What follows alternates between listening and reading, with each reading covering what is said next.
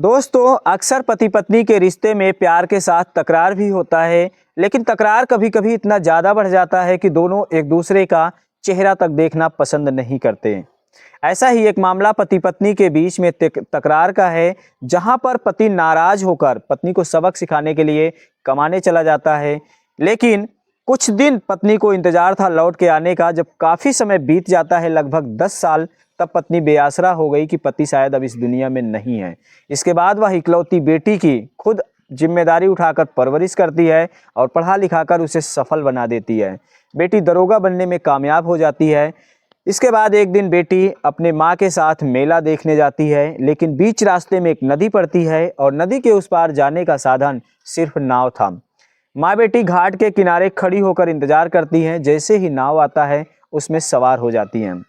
नदी में जब बीचों बीच नाव पहुंचती है, तभी माँ के मुंह से अचानक निकल पड़ता है कि तुम आशीष हो ना, उस नाविक से कहती है। लेकिन वह नाविक कहता है कि नहीं, मेरा नाम मुरली है। फिर बेटी भी बोल पड़ती है कि नहीं, तुम मेरे पापा हो, आपका नाम आशीष ही है। नाविक परेशान हो जाता है। वह कहता है कि ज़रूर आप लोगों को कोई गलतफहमी हुई है। मेरा नाम मुरली है और मैं बचपन से इस पेशे में हूँ, मेरा नाम आशीष नहीं है। इसके बाद माँ बेटी रोने लगती हैं। नाव में ही उस नाविक और माँ बेटी से बातचीत होने लगती है। अंत में उस नाविक ने जो सच्चाई बताई, उसे सुनकर लोग दंग रह गए। पूरी कहानी दोस्तों बहुत ही दिलचस्प है। इस कहानी को अंत तक जरूर सुनना, यह दिल को छू लेने वाली कहानी है। नमस्कार दोस्तों, एक परिवार के लिए पुरुष के द्वारा समर्पण और त्याग की यह कहानी है। और कहानी है छत्तीसगढ़ के रायपुर की, जहाँ पर एक लड़का रहता था। उसका नाम होता है आशीष। आशीष की शादी राधिका नाम की लड़की से होती है। शादी के बाद पति पत्नी अपनी खुशहाल जिंदगी व्यतीत करने लगे। धीरे धीरे समय बीतता है। लगभग 3 साल का वक्त बीत जाता है। तब घर में एक नन्ही बच्ची का आगमन होता है, बेटी के रूप में। अब जब घर में बेटी आ गई, तो पति पत्नी का जो प्यार होता है शादी के पहले का, वह प्यार बच्चों के प्रति भी बढ़ जाता है। और धीरे धीरे बच्ची भी आगे माँ बाप के छत्र छाया प्यार दुलार में बड़ी होने लगती है। उसका एडमिशन करवा दिया जाता है स्कूल में। लेकिन जो आशीष होता है, दिनों दिन उसकी आर्थिक स्थिति खराब होने लगती है। खर्चे अब बढ़ने लगे बच्ची के आ जाने से। इस तरह से जो पति पत्नी में अथाह प्रेम था, वह धीरे धीरे कम होने लगता है। उनके बीच आए गए दिन लड़ाई झगड़ा भी होने लगी। लेकिन अच्छी बात यह थी कि पति पत्नी के बीच में जब भी लड़ाई झगड़ा तकरार होती थी, तो बहुत जल्द उनमें बातचीत भी शुरू हो जाती थी। रिश्ता सारा सामान्य हो जाता था। एक दिन घर के लड़ाई झगड़े से परेशान हो गया आशीष। तब वह अपने एक दोस्त को फ़ोन करता है, जो कि गुजरात के सूरत शहर में रह के एम्ब्रॉयडरी का काम करता था। उसका नाम होता है शिवम।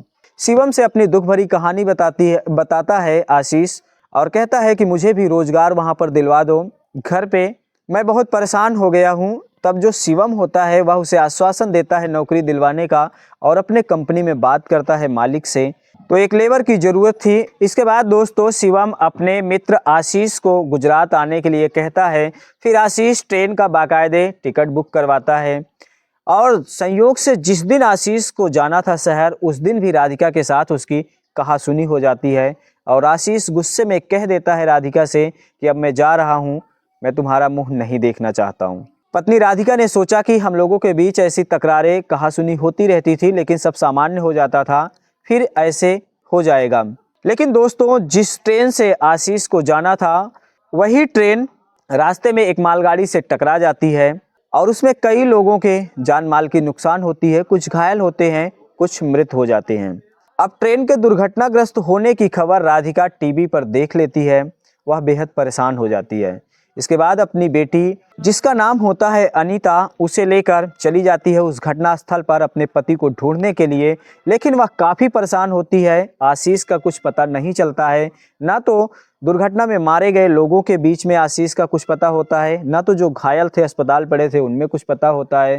तब वह बेहद परेशान हो जाती है। फिर वापस घर लौट आती है और दूसरे दिन फ़ोन करती है आशीष के दोस्त शिवम के पास। तो शिवम भी बताता है कि अभी यहाँ पर नहीं पहुँचे हैं, और उसी ट्रेन से उनका टिकट था जो दुर्घटनाग्रस्त हुई है। तब पत्नी और ज़्यादा परेशान हो जाती है। वह रोने लगती है। फिर जाती है वहाँ के जो रेलवे के अधिकारी कर्मचारी थे उस घटनास्थल की जो मुआयना जांच कर रहे थे उनसे गुहार लगाती है, लेकिन कुछ भी पता नहीं चलता है। इस दौरान ट्रेन के दुर्घटना होने से मारे गए लोगों के प्रति और जो घायल हुए थे उनके प्रति सरकार ने संवेदना व्यक्त करते हुए मुख्यमंत्री राहत कोष से 5-5 लाख रुपए सहायता राशि की घोषणा कर दी।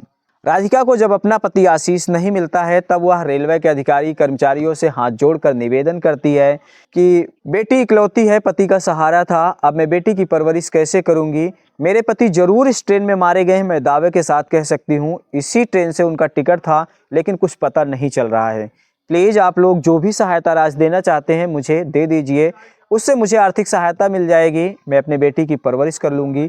इस तरह से बात करती है, लेकिन रेलवे के अधिकारी कर्मचारियों के द्वारा उस महिला राधिका की निवेदन को अस्वीकार कर दिया जाता है, कुछ भी नहीं सुनते हैं। तब राधिका निराश होकर बेटी के साथ अपने घर लौट आती है। फिर वह पति का आसरा छोड़ देती है और अपने बेटी की परवरिश खुद करने लगती है। अब वह मेहनत मजदूरी करके बेटी को पढ़ाती लिखाती है। बेटी जो अभी 10 साल की थी, अपने मेहनत से उसे पढ़ा लिखाकर सफल बनाती है। बेटी आगे चलकर एक दरोगा बनने में कामयाब हो जाती है। बेटी जब दरोगा बन गई तो माँ को भी थोड़ा सहारा मिला। अब उसे काम धंधा करने के लिए वह रोकने लगी और जहाँ पर उसकी ड्यूटी होती है वहीं पर अपने माँ को भी एक किराए का कमरा लेकर साथ साथ रहने लगी। इस तरह से माँ बेटी अब अपनी ज़िंदगी गुजारने लगे, लेकिन बेटी की अभी शादी नहीं हुई थी। फिर एक दिन बहुत बड़ा मेला लगता है, उस मेले में जाने का प्लान बनाते हैं। फिर वो अपने माँ से रिक्वेस्ट करती है कि माँ चलो हम मेला देख आते हैं। जब मेले की बात सुनती है माँ तो उसके आंख भर आती है, क्योंकि अपने पति आशीष के साथ वह मेले में गई थी। पूरे परिवार के साथ जब राधिका गई थी तो मेले का आनंद कुछ और था, लेकिन आज अकेले जाने में और पति भी कुछ खबर नहीं है कहाँ पर है या नहीं है इस दुनिया में, उसे दुख भी था। लेकिन बेटी की जिद के आगे राधिका हाँ कर लेती है और मेला जाने के लिए तैयार हो जाती है। फिर वह अपनी माँ के साथ जाती है, लेकिन दोस्तों रास्ते में एक नदी पड़ती है और नदी के उस पार जाने का साधन सिर्फ नाव था। माँ बेटी घाट पर खड़ी होकर नाव का इंतजार करने लगती हैं। इस तरफ किनारे नाव जब आती है तब उसमें सवार हो जाती है। नाविक लेकर नाव को चल देता है, लेकिन वह नदी के बीचों बीच धारा में मझधार में जब पहुंचा था तभी जो राधिका होती है उसके मुंह से अचानक ही निकल पड़ता है कि तुम आशीष हो ना, यहाँ कैसे।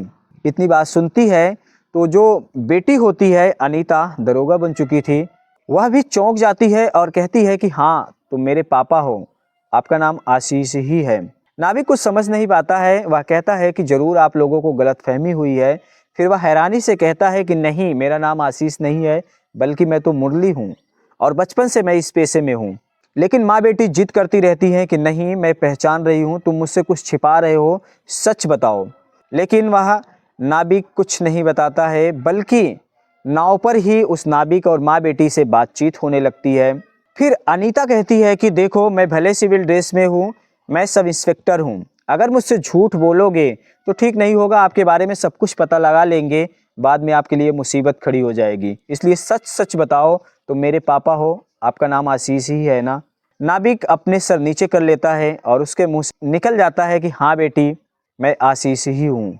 लेकिन इसके बाद तब माँ बेटी फूट फूट कर रोने लगते हैं, क्योंकि जो माँ होती है राधिका उसे अपना पति मिल चुका था, जो बेटी है अनीता उसे अपना पिता मिल चुका था और उस नाविक को अपना परिवार मिल चुका था। फिर नाव को उस पार ले जाया जाता है, वहाँ पर जाते हैं, पूरी कहानी बैठकर आपस में बातचीत होती है। तो जो नाविक होता है वह कहानी बताता है कि जब मैं ट्रेन से जा रहा था, ट्रेन रास्ते में टकराई, कुछ लोग उसमें मारे गए, कुछ घायल हुए, लेकिन मैं भी भाग्यशाली था कि मैं बच गया।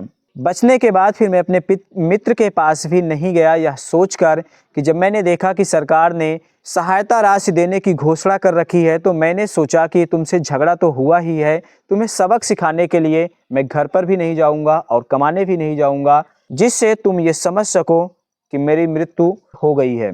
तुम्हें सरकार की तरफ से 5 लाख रुपए मिल जाते, उससे तुम अपनी और अपने बेटी की परवरिश कर लेती, अपना जीवन यापन कर लेती, इसीलिए मैंने बताया नहीं।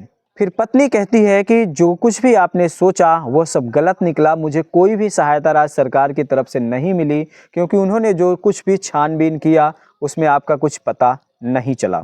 तो आशीष भी रोने लगता है कि मैंने जो कुछ भी सोचा उसका सब उल्टा पड़ गया। इसके बाद फिर पति कहता है कि कोई बात नहीं, अब मैं मिल गया हूँ, आप लोग मिल गए हो, अब फिर से हम सब मिल चुके हैं, बहुत खुशी है, चलो अब सब लोग मेला देखते हैं। फिर पति पत्नी बेटी के साथ जाकर मेला देखते हैं। बेटी भी कहती है कि अब मैं नौकरी पा गई हूँ, सफल हो गई हूँ, अब हमारी जिम्मेदारी बनती है कि बुढ़ापे में, इस अवस्था में आप लोगों की खर्च उठाने की जिम्मेदारी उठाने की। सब लोग दोस्तों उसके बाद जाकर मेला देखते हैं। लेकिन जब यह घटना या कहानी लोगों के बीच फैलने लगी तो लोग तरह तरह की बातें बनाने लगे।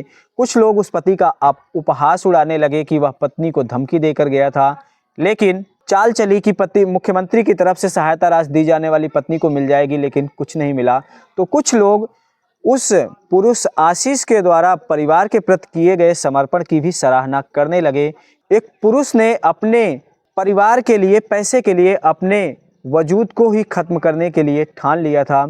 इसके बाद दोस्तों राधिका और आशीष मिलकर अपनी बेटी अनीता की शादी एक नौकरी पेशा लड़के से करते हैं। लेकिन अनीता पहले ही कह देती है उस लड़के से कि शादी के बाद मेरे माता पिता भी मेरे साथ रहेंगे, क्योंकि उनके देखभाल की जिम्मेदारी हमारी बनती है। जो लड़का होता है वह भी राजी हो जाता है और अपने पत्नी के मुंह से इस तरह की विचार सुनकर वह भी मान जाता है कि ठीक है, और अनीता के प्रति भी उसकी इज्जत बढ़ जाती है कि जहां पर अक्सर बेटे बुढ़ापे में माँ बाप को दुत्कारते हैं, वहां पर एक बेटी शादी के बाद अपने माँ बाप को रखने के लिए पहले ही बता देती है। तो दोस्तों आज की यह कहानी आप लोगों को कैसी लगी? यह एक पारिवारिक कहानी थी। इस कहानी के बारे में आप लोगों का क्या ख्याल है? कमेंट सेक्शन में अपनी प्रतिक्रिया जरूर देना। मिलते हैं अगली वीडियो में फिर किसी नई कहानी के साथ। धन्यवाद।